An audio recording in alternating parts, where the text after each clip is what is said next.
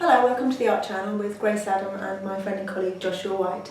This week we're going to be reviewing Marlene Dumas, The Image as Burden, which is a show at Tate Modern, and it runs until the 10th of May.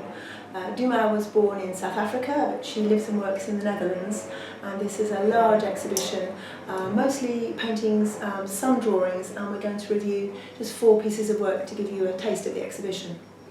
Yes, as Grace said, it's a very large show with about 16 rooms, but there's a kind of consistent interest in the relationship between painting and photography.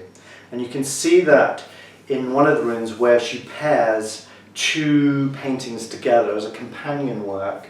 One is a portrait of Naomi Campbell, the supermodel, who's almost naked, just partially covered by the long tresses of her hair, next to a portrait of Diana, Princess of Wales, in a rather formal setting, as if she were sitting for a portrait for official purposes, really.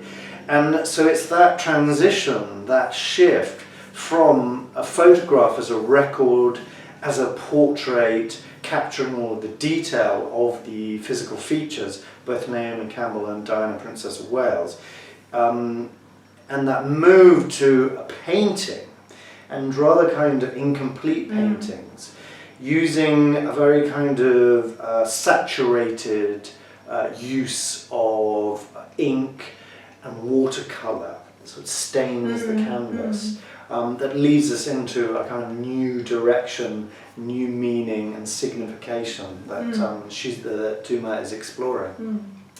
Next to that kind of that pair of paintings is a very small intimate painting of Amy Winehouse, a singer who recently died. And this idea of Dumas using second-hand imagery is really absolutely the forefront of your mind when you look at this image, because I think it's from an album cover. It's a very recognisable image.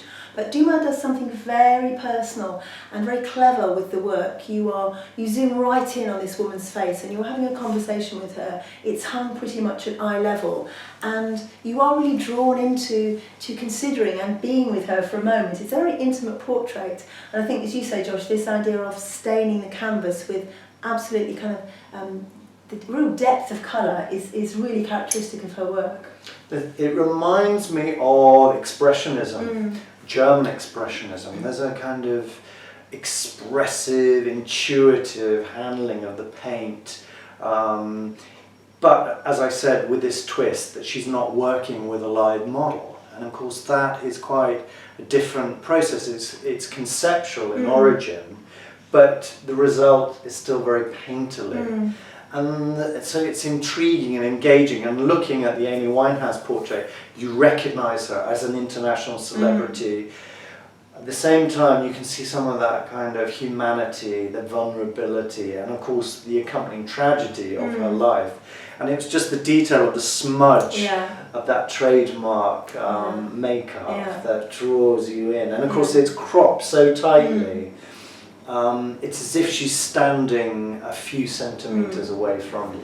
And that's an amazing trick to be able to pull off, or an amazing thing to be able to do as a painter. We are so surrounded by imagery all of the time. To actually get you to stop and interact with this other human being for even a few seconds is an incredible thing to be able to do, I think.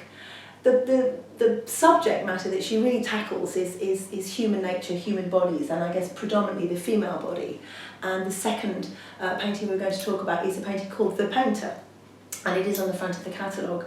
And it's an image of her young daughter who is naked and just looking straight out at the viewer. It's a very powerful image. This little girl looks rather cross and rather innocent and nervous at the same time. It's a full-length portrait. Just her toes are missing off the end, and she has one hand completely red and one hand completely purple, and she is the painter as well as being the subject of the painting. 2 things come out of that picture for me, which is the way in which her hands are covered in paint.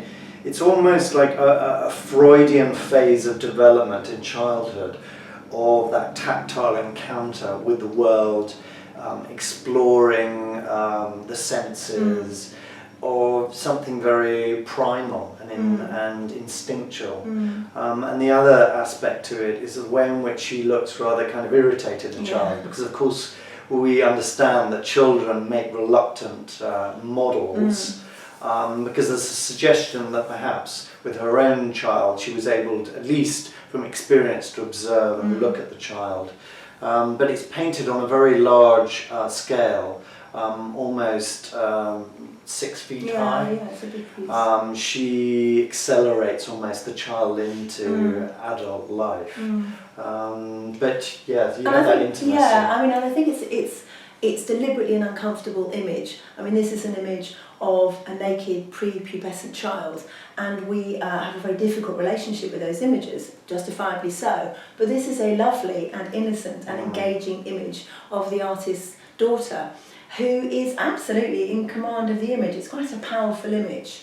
And Dumas has spent a lot of time looking at the naked body, our relationship to it, from childhood through middle age, through old age. And so it's a real kind of part of a survey, a long-term survey that she's doing. And I suppose it alludes finally to that idea of the way in which a child or an infant can take back some of the power from the parent.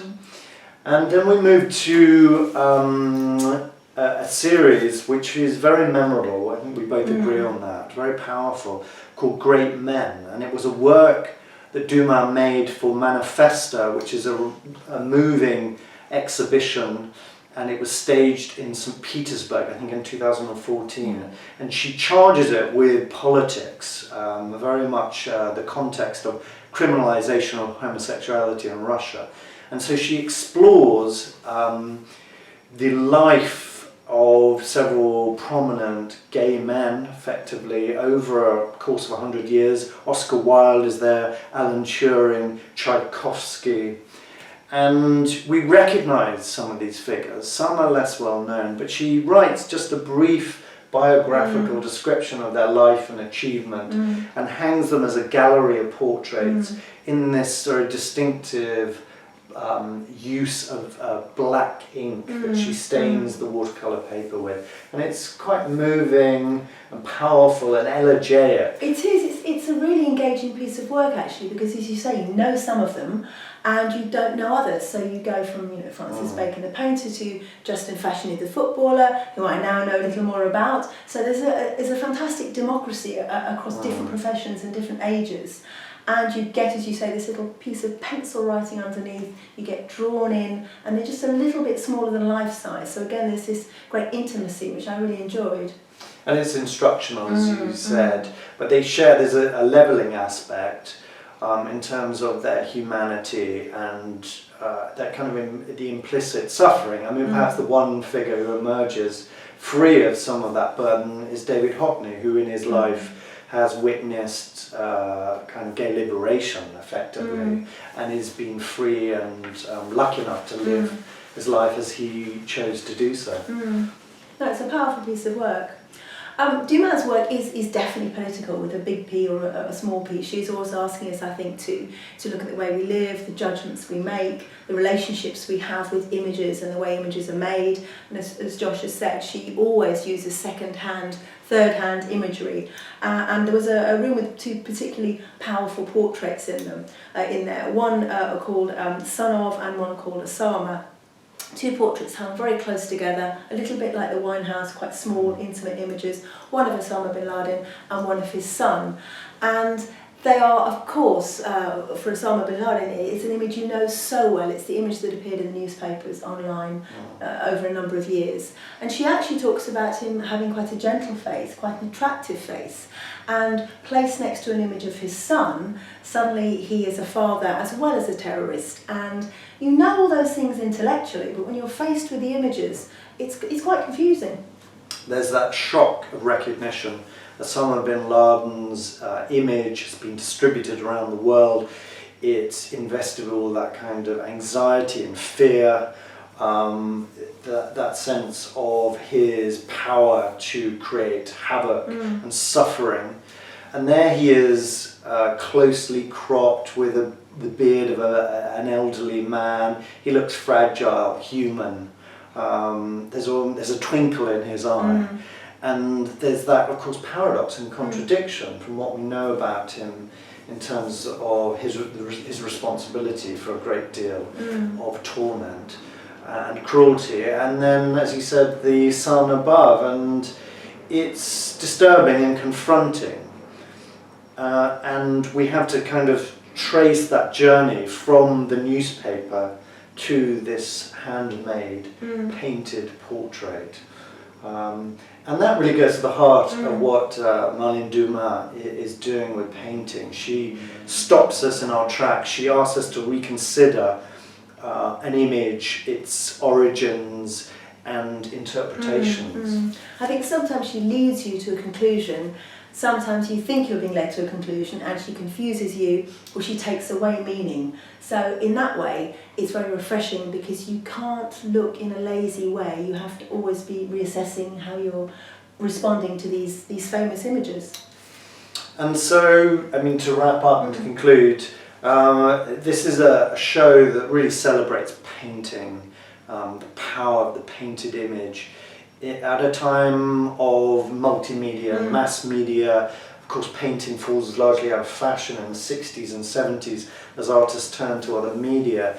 But we've seen, for example, in the work at Marlene Dumas, a real confidence in the potential for painting. But at the heart of it, the exhibition is this kind of quizzical inquiry into the kind of slippage of an image from one medium to the next, from a photograph to painting.